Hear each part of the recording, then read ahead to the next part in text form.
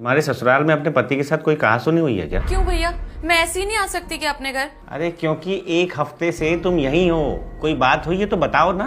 अगर कोई बात है तो खुल के बताना बेटा। पड़ोस वाली आंटी भी पूछ रही थी कि राशि को एक हफ्ते से ऊपर यहाँ हो गया, कुछ अब हो गया। लड़की अगर मायके में इतने दिन टिकी रहेगी तो आप ही बताओ, आस पड़ोस की औरतें तो बातें बनाएंगी ना। मोहल्ले पड़ोस का तो पता नहीं भाभी, पर मुझे ऐसा लग रहा है कि मेरे यहाँ आने से आप लोगों को ज्यादा तकलीफ। राशि, कोई तरीका भाभी से बात करने का?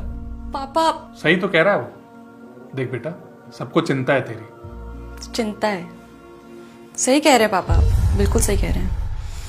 इनको मेरी चिंता है, इसीलिए तो मैं खटक रही हूँ घर में इनको। मैं तो भूल ही गई थी कि ये घर मेरा नहीं है अब। तो क्या हो गया अगर मैं यहाँ पैदा हुई, यहीं पली बड़ी, यहीं पढ़ाई लिखाई की, यहीं ब्याही गई, यहीं से विदा हुई। लड़की पराया धन है, ये बात ना शायद ही कोई दिन गया हो जब आप सबने मुझे ना एहसास करावे इस बात का। मैं इतनी पागल कि मैं यही एक बात भूल गई। एक माँ थी बस पापा, जो मेरे आने से ना चहक उठती थी, खुश होती थी, उनके चेहरे पे रौनक आ जाती थी। मुझे ना ऐसे बाहों में भरने के लिए ना वो इंतजार करती थी मेरा। अब माँ नहीं है ना तो घर खाली हो गया। मुझसे लोग कहते थे तेरी माँ नहीं है, मैं सोचती थी कि माँ नहीं है तो क्या हुआ, मेरे पापा है, मेरे 2 भाई हैं, 2 भाभियां हैं, भरा पूरा परिवार है। जाऊंगी ना तो गले लगाएंगे मुझे हर बार। मैं गलत थी।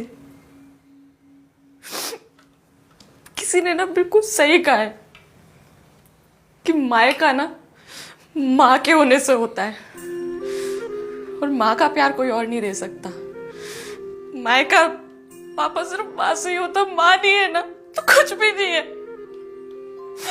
ना मेरी यादें मेरी है, ना मेरे जज्बात मेरे, ना आप लोग मेरे हो। खैर छोड़ो, मैं किससे बोल रही हूँ। 1 मिनट। रजत बेटा,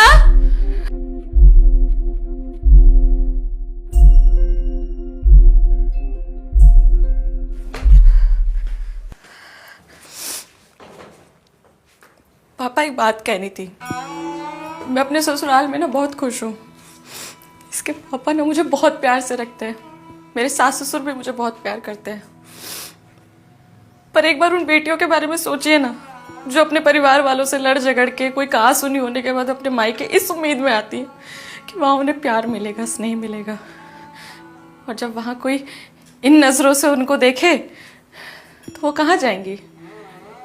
उनका तो कोई घर ही नहीं है।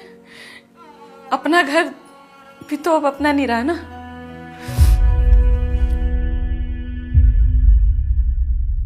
कल ना भैया पापा माँ का जन्मदिन है।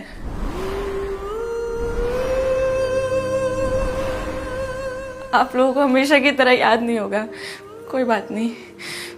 वो कल ना भाभी, हो सके तो माँ के नाम का एक दिया जरूर जला देना। और अगर हो पाए भैया, कोई जबरदस्ती नहीं है पापा, हो पाए तो एक छोटा सा भंडारा जरूर रखना कढ़ी चावल का। माँ को कितने पसंद है ना कढ़ी चावल भैया।